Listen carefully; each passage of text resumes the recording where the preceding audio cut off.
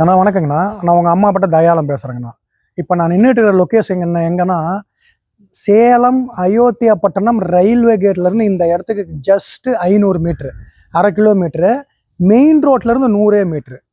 நம்ம குட்டிமா டீ கடையிலேருந்து கரெக்டாக இந்த இடத்துக்கு 100 மீட்டருங்க.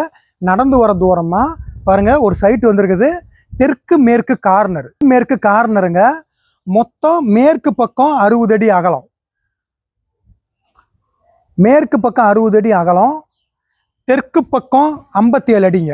மொத்தம் 3520 சதுரடிங்க. நல்லா தெற்கு மேற்கு கார்னரு பாருங்க, குடியிருப்பு நிறைந்த பகுதி.